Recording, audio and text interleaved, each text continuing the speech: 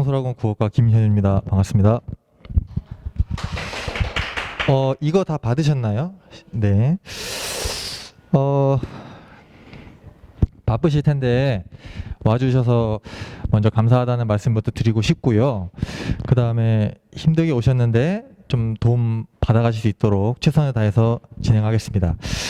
자, 오늘 순서는 화면과 같은데요. 먼저 이번 중간고사에 대한 리뷰를 제 나름 분석한 것을 좀 말씀을 드리고요. 그 다음에 이걸 반영을 해서 그럼 기말고사 대비는 어떻게 할 건지 그것도 저의 계획을 좀 설명을 드리겠습니다. 그 다음에 수능을 대비하기 위해서 어떻게 또 지금부터 국어 공부를 해 나가야 되는지도 좀 짧게 말씀드리고요. 마지막으로 올해 저의 커리큘럼 소개하고 마치도록 하겠습니다. 먼저 시험지 보셨나요? 네, 이번 시험이 두 파트였어요. 문학이랑 문법. 그 이외의 파트는 시험 범위가 없었고요. 총 30문제인데 문학이 20문제, 문법이 10문제였습니다. 그래서 비중이 3분의 2, 3분의 1 이렇게 됐고요. 문학부터 제가 좀 특징적인 것들을 좀 설명을 드리겠습니다. 먼저 첫째로 제가 출제가 예상됐던 내용들을 좀 묻는 문제들이 다수 나왔다라고 했는데요. 제가 이 시험지에서 좀 대표적인 사례를 조금만 보여드릴게요.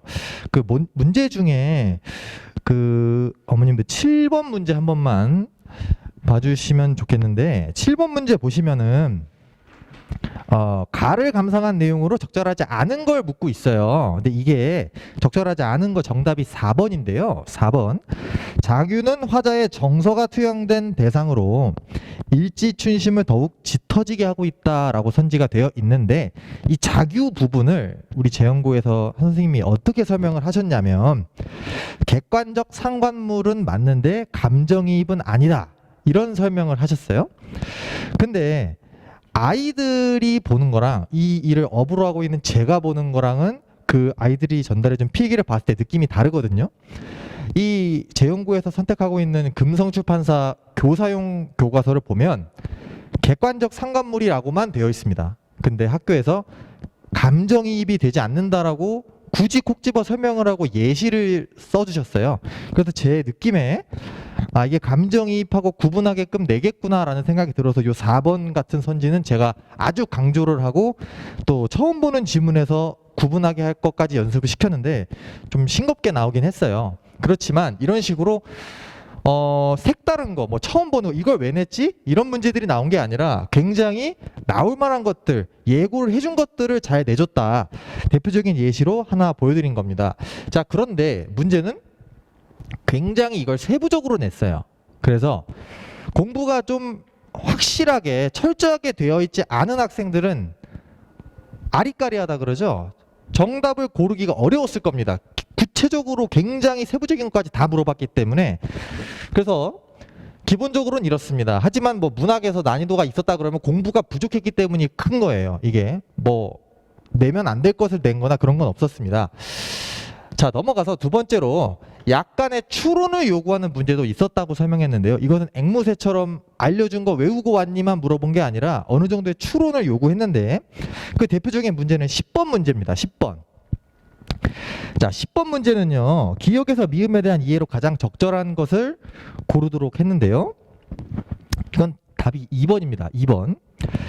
자, 성리를 미루는 장인의 말이 핑계임을 나아가 어렴풋이나마 눈치채고 있음을 짐작할 수 있다라고 했는데 지금 선지를 보셔도 알겠지만 짐작할 수 있다라고 했죠. 그래서 이 내용은요. 학교에서 선생님이 설명해 준 내용은 아니에요. 아닌데 이 수업을 듣고 작품을 이해했다면 이런 내용을 짐작할 수 있다의 참거짓을 추론해냈어야 한다는 겁니다. 그렇게 어려운 건 아니었는데 이걸 틀린 학생들이 있다 그러면 나머지 1, 3, 4, 5를 제대로 판별하지 못해서 좀 생소한 내용보다는 자기들이 외운 것에서 답을 고르려고 했을 가능성이 있습니다. 자, 이런 문제도 일부가 포함되어 있었다는 거 말씀드렸고요. 자, 그 다음에 외부 지문과의 연계가 거의 없었다. 이게 굉장히 특징적인데요. 혹시 외부 지문이라는 말 익숙하게 들어보셨을까요? 이 국어 내신에서 내신의 수능화라고 표현하는데 내신에서도 외부 지문, 즉 학교에서 설명한 적도 없고 시험 범위로 공지된 적도 없는 작품을 배운 작품과 연계해서 내는 거죠. 비교하게 하는 방식 이런 것들을 통해서. 근데 제가 헤아려 봤더니 제가 담당하는 학교들 적으면 한 10작품 정도의 외부 지문이 나오고 많으면 20작품도 넘는 외부 지문이 나오는데 이번에 재연고에서는 사실 외부 지문다운 외부 지문이 없습니다. 단 5작품만 나와 있는데 이게 없다는 것도 굉장히 특징적이에요.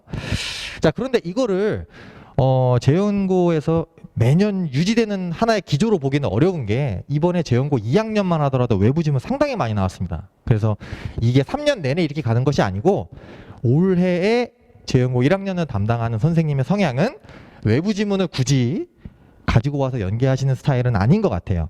자, 이거는 유일한 외부 지문 문제가 4번 문항인데요. 4번 한 번만 봐주시면 A와 유사한 발상 및 표현이 나타나는 예로 적절하지 않은 걸 골라달라라고 했는데 그 A는 가시의 맨 마지막 행에 나와 있습니다. 이게 역설이에요. 역설적인 발상이고 역설적인 표현인데 이거를 처음 보는 작품 중에서 그게 사용되지 않은 걸 고르겠다는 거죠. 근데 이것도 제가 연계답지 않았다고 한 게 이 내용을 읽어낼 필요는 전혀 없었고 단지 역설이 사용되었는지만 판단하는 좀 비교적 단순한 차원의 연기였습니다. 저한테 수업을 들은 학생들은 제가 요런 스타일로 연습을 좀 시켰기 때문에 어렵지 않게 골랐을 거라고 좀 생각이 들고요. 자, 넘어가서 이번에는 개별 선지들이 다수의 함정을 포함했다라고 했는데요. 제가 이 문제를 보고 느끼는 게 아이들 결과를 제가 모르는 상태에서 아이고 이거 애들이 실수하면 어떡하지? 라는 문제들이 많이 있었습니다.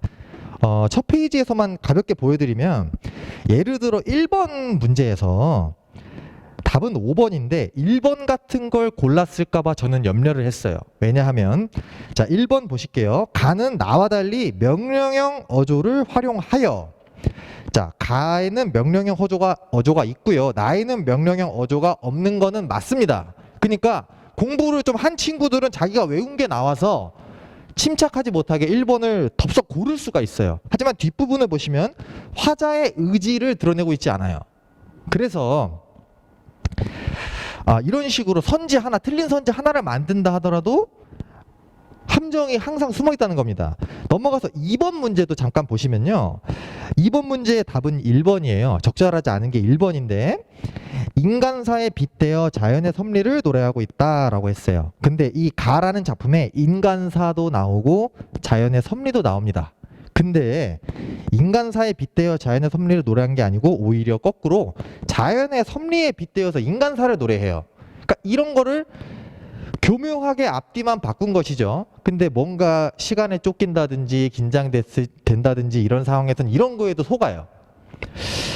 자, 그리고 마지막으로 3번 문제 보시면요. 답이 3번이에요. 이거는요. 디귿. 시적 대상에 대한 화자의 도련의 시련을 가하고 있다. 이 디귿은 바람이죠. 이 바람의 의미는 시련이 맞습니다. 근데 3번은 왜 틀렸냐 하면 화자의 도전의 시련이 아니고요. 화자의 도전이 이루어진 그 결실, 그 성과물의 시련입니다. 그러니까 이걸 단순하게 바람은 시련, 바람 시련 이런 식으로 단순하게 공부한 친구들은 이것도 틀릴 수 있는 거죠. 그래서 이런 식으로 물론 다 배운 내용이었습니다. 그렇지만 실제로 문제 풀 때 침착하지 못했으면 속을 만한 함정들이 굉장히 많습니다. 좀 특징적이었고요. 자, 넘어가서 교과서 학습 활동 부분을 그대로 출제한 부분들이 좀 눈에 보였습니다. 사실은 교과서 학습 활동에서 문제를 변형하는 방식이 재연고만의 방식은 아닙니다. 왜냐하면 교과서는 단원마다 성취해야 될 학습 목표가 있고요. 그 학습 목표를 활동으로 바꾼 것이 학습 활동이에요. 그러니까 중요한 내용이기 때문에 변형을 한 것인데 그것들이 좀 눈에 띄더라고요.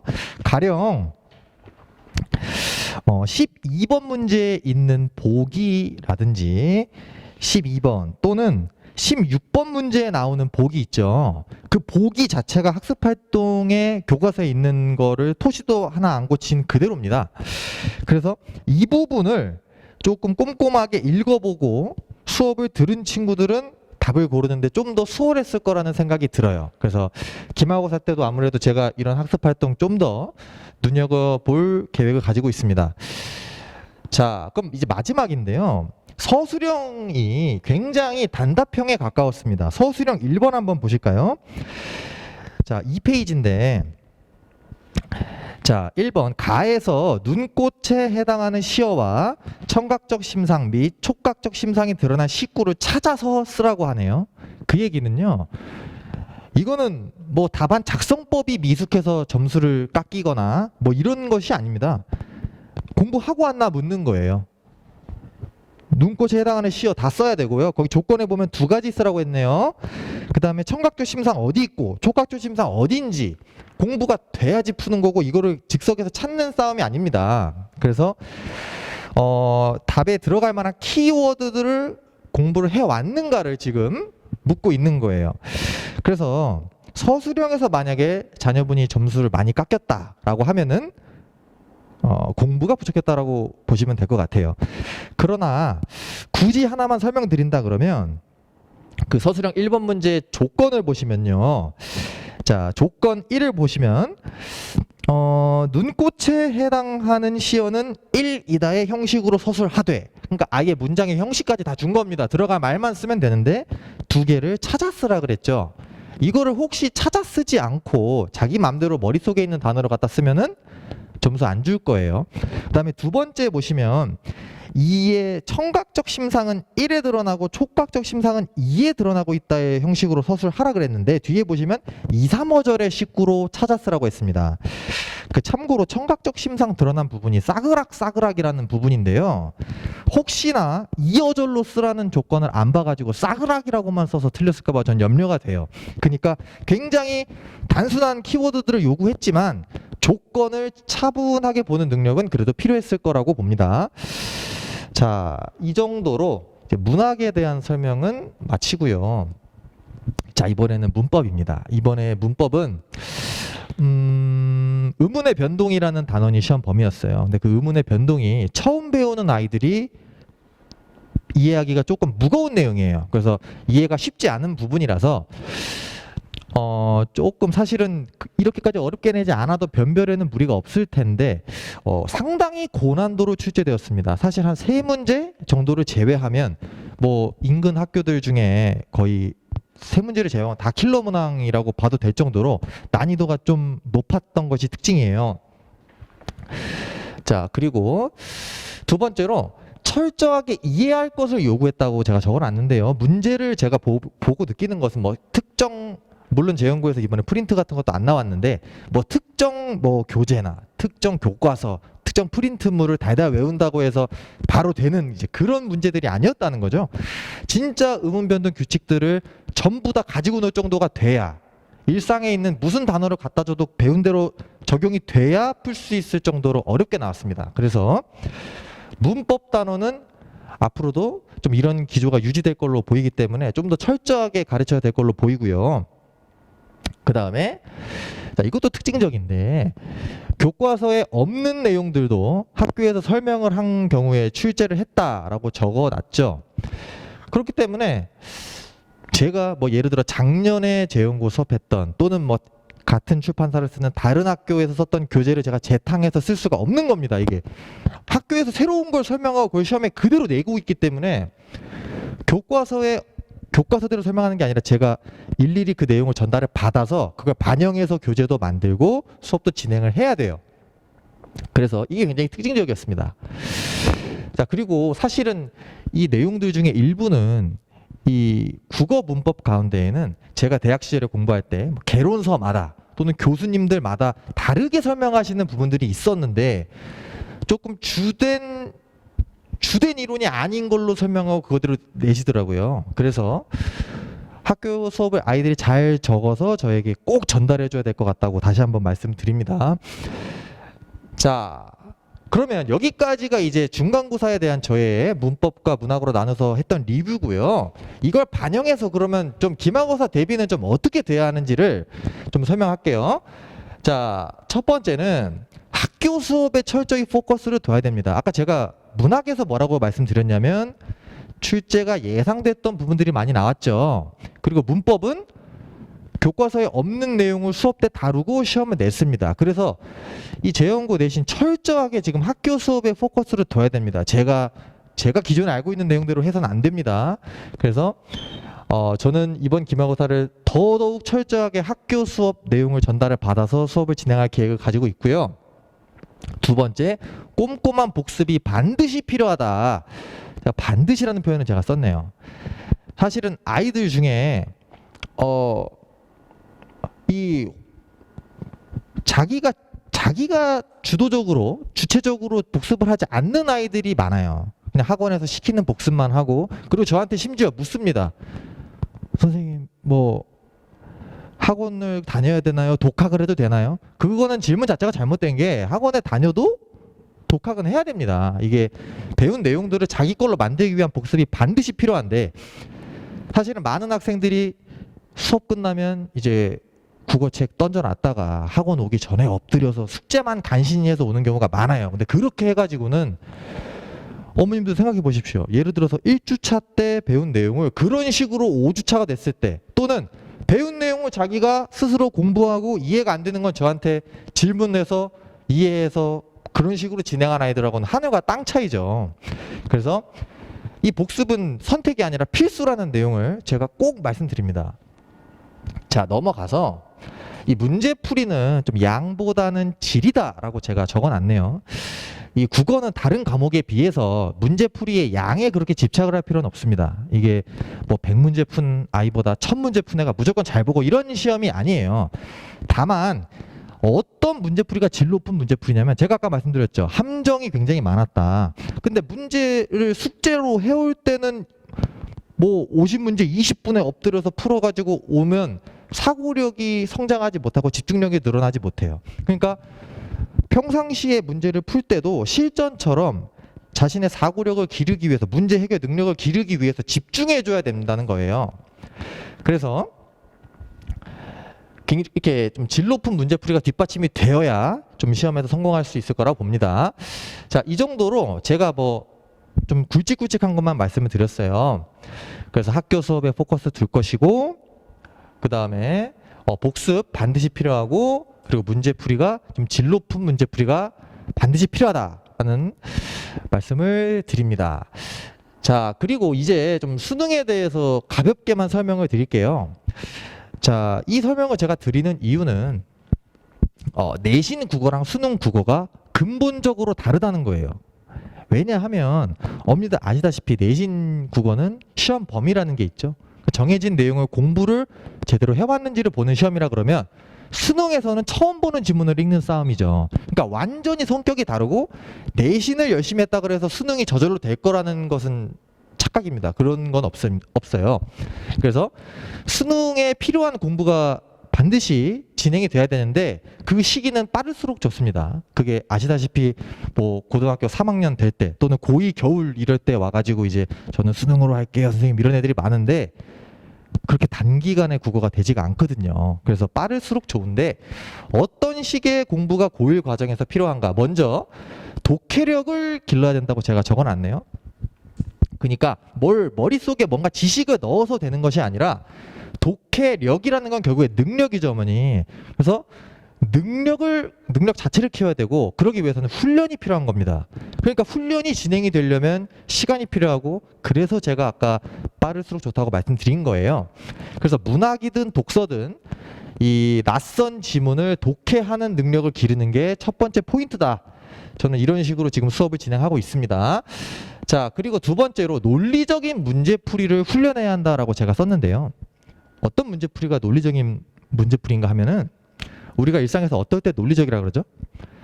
어떤 결론을 도출할 때 타당한 근거에서 결론을 도출하면 우리가 논리적이라 그럽니다. 그러니까 문제풀이를 할 때도 정답을 고를 때 내가 이 답을 고른 근거가 명확하게 있고, 근거에 따라서 답을 선택해야 되는데, 이 많은 학생들, 아직 수능에 익숙하지 않은 친구들은 대부분이 좀 직관으로 풀죠. 직관. 인사이트, 뭔가 멋진 말 같지만 사실은 그게 감으로 푼다는 거예요. 그냥 왠지 이건 것 같으니까.